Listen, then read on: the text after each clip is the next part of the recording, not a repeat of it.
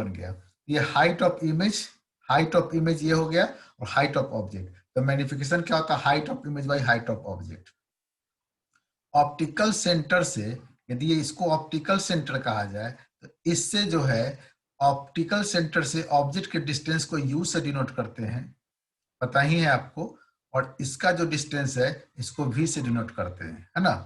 तो यहाँ पर height of image by height of object इस तरह से हम लोग लिखते हैं। अब देखिए यहाँ पर अगर ये, इसलिए हम लोग इस height of image by height of object equal to क्या, वी बाई यू भी करते हैं, ठीक है। इसके बाद पढ़ेंगे।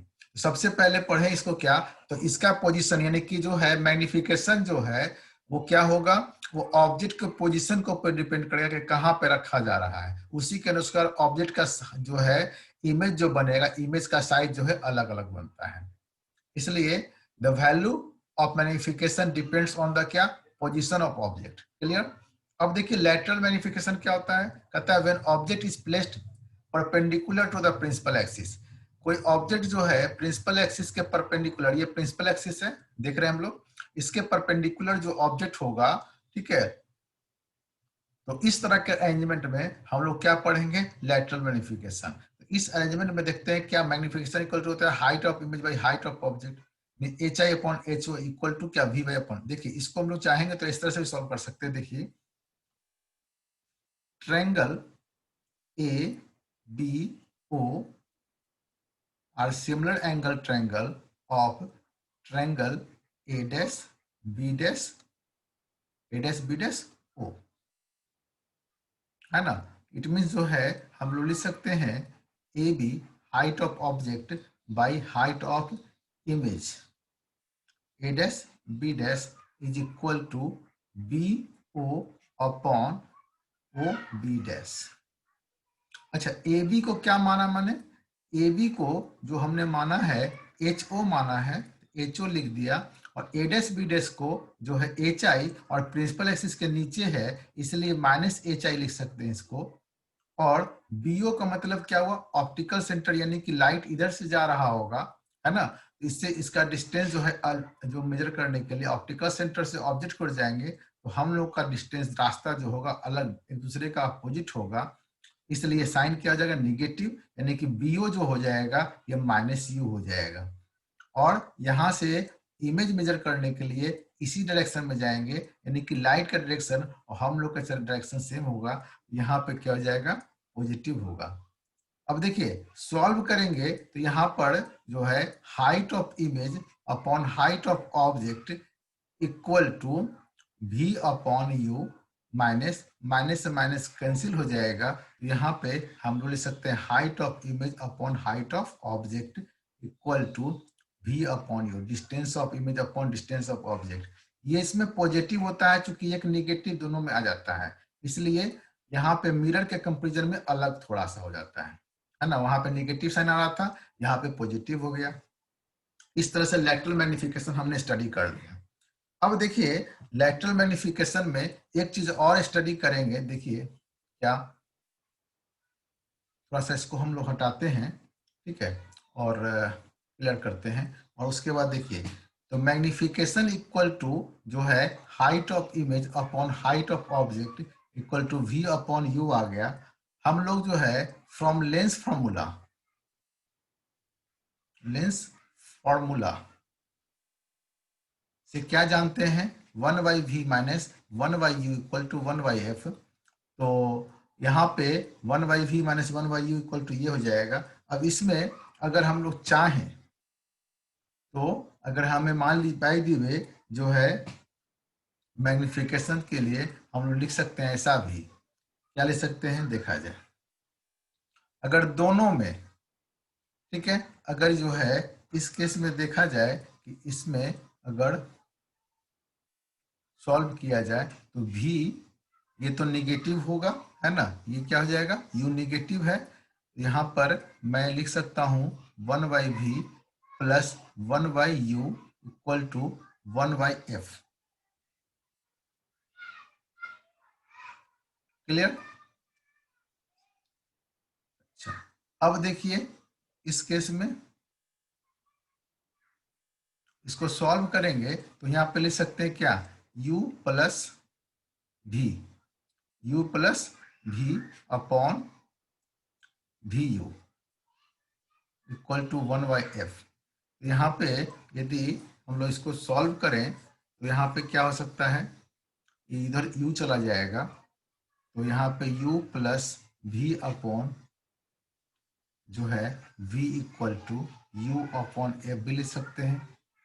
अच्छा, u upon v plus v upon v equal to u f, ये काट दीजिए, ठीक है। तो u upon v equal to u upon f minus 1, solve कीजिए तो f और यहाँ पे हो जाएगा u minus f equal to u भी, और v upon u equal to लिखना चाहेंगे तो जस्ट उल्टा हो जाएगा f upon u minus F, ठीक है। अच्छा, v अपॉन यू को हम लोग लिखना चाहेंगे तो क्या लिख सकते हैं, मैग्निफिकेशन लिख सकते हैं, है ना। तो मैग्निफिकेशन इक्वल टू ऐसा भी लिख सकते हैं f upon u minus F. यदि मान लो कि आपके पास ऑब्जेक्ट दिया हुआ है, फोकस दिया हुआ है, मैग्निफिकेशन डायरेक्ट पूछ रहा है, तो हमें इतना निकालने की जरूरत नहीं है, भी बिना भी निकाले हुए डायरेक्ट पुट कर सकते हैं, ठीक है। इस तरह से हम लोग लैटरल मैग्निफिकेशन निकाल सकते हैं। क्लियर हो गया होगा। अब देखिए,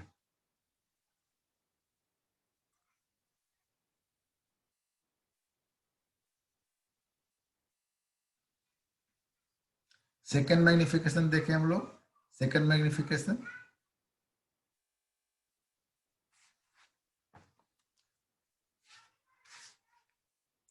लॉन्गिट्यूडनल, जो पहले पढ़ चुके हैं उसी ढंग से पढ़ना है।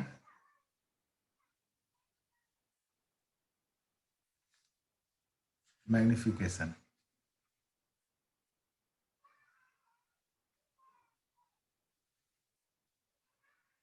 अब इसमें क्या होता है, सिंपल सा अगर देखा जाए तो इसमें जो है क्या होता है, ऑब्जेक्ट जो है just just parallel to the principal axis होता है।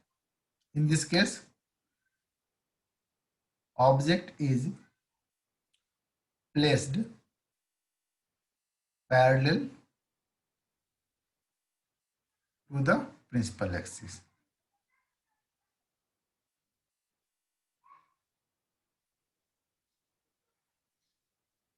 या हम कह सकते हैं क्या,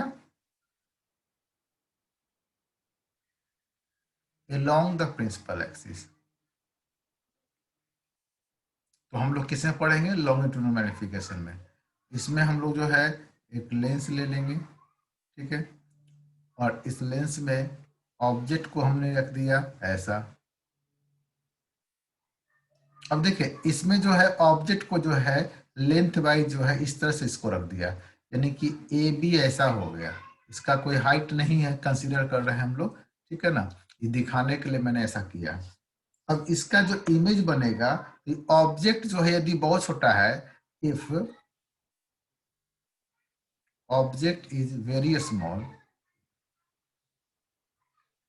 वेरी स्मॉल, मान लो कि ये पोल है, ऑप्टिकल सेंटर है, तो इससे इसका डिस्टेंस क्या यूए हो जाएगा, और इससे इसका डिस्टेंस क्या यू बी हो जाएगा। तो यूए यानी कि यू बी माइनस यूए क्या हो गया, ऑब्जेक्ट डिस्टेंस हो गया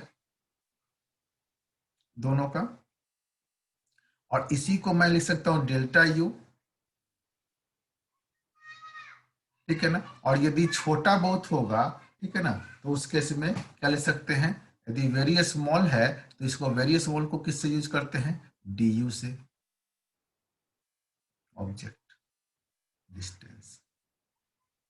तो इसी फॉर वेरी स्मॉल ऑब्जेक्ट, ठीक ना।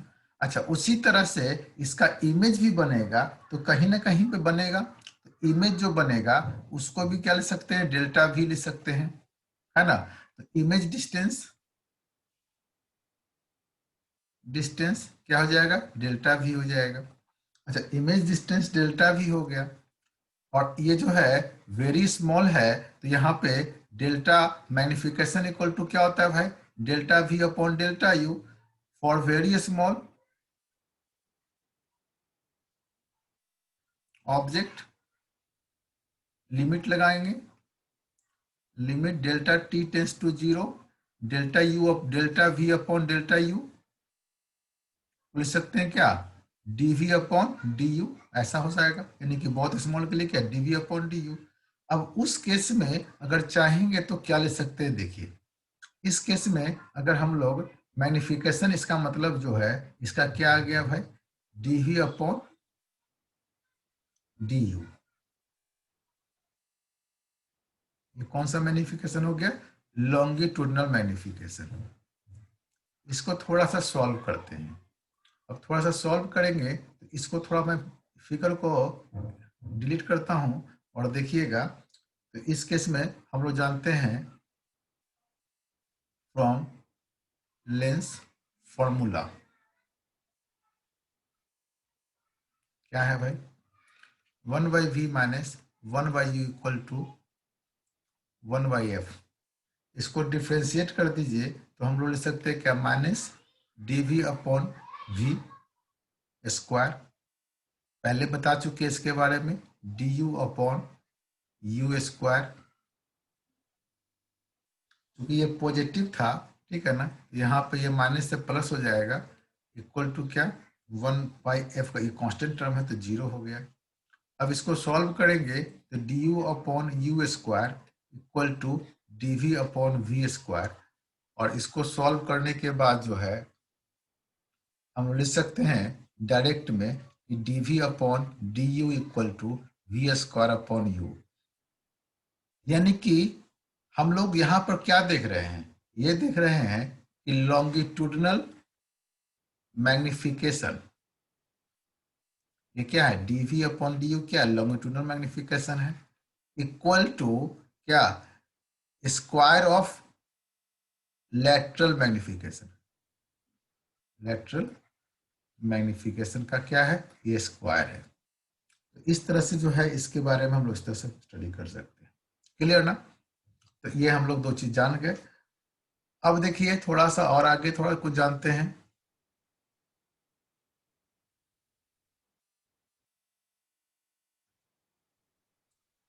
यदि कोई ऑब्जेक्ट जो है, मान लो ये कोई लेंस है, ठीक है, और इस केस में ऑब्जेक्ट जो है, कोई भी ऑब्जेक्ट हो, ये ऑब्जेक्ट मूव कर रहा हो कुछ वेलोसिटी से, इसमें ऑब्जेक्ट में कुछ वेलोसिटी होगा, तो इसका इमेज जो बनेगा उसके इमेज में भी तो कुछ वेलोसिटी होगा, है ना, इस इमेज में भी क्या होगा, कुछ वेलोसिटी होगा।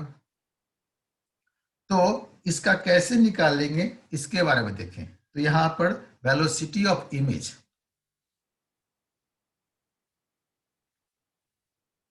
वेलोसिटी ऑफ इमेज का कंसेप्ट को जानते हैं।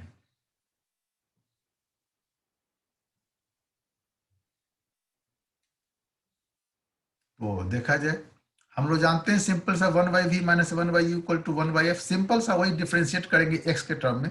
तो यहाँ पर इसको अगर ये डिस्टेंस है ना, यहाँ पे क्या है, इसको जो है टाइम के रिस्पेक्ट में डिफ्रेंशिएट कर देंगे तो हमारा फिर वही रिजल्ट आ जाएगा। क्या रिजल्ट आ जाएगा भाई, तो देखा जाए इसको सॉल्व करेंगे तो यहाँ पे आ जाएगा 1/v स्क्वायर। ये सब मैं सॉल्व करवा चुका हूँ पहले का जो है, अगर आप क्लास देखेंगे तो आपको समझ में आ जाएगा।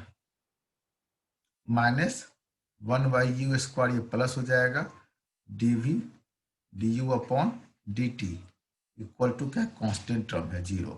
सॉल्व कर दीजिए तो 1/u square dv du upon dt equal to 1/v square dv upon dt, और हमें वेलोसिटी निकालना है तो यहाँ पर उस केस में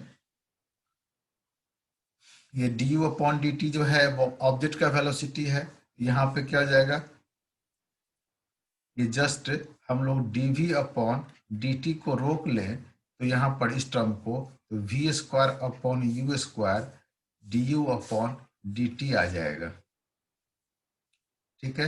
यहाँ v स्क्वायर अपॉन u क्या हो गया, ये जो है ये वेलोसिटी ऑफ ऑब्जेक्ट हो गया, और ये क्या हुआ, वेलोसिटी ऑफ क्या हो गया, इमेज हो गया, ठीक है। और यहाँ u और v क्या है, यहाँ पर v जो है क्या है, ऑब्जेक्ट इमेज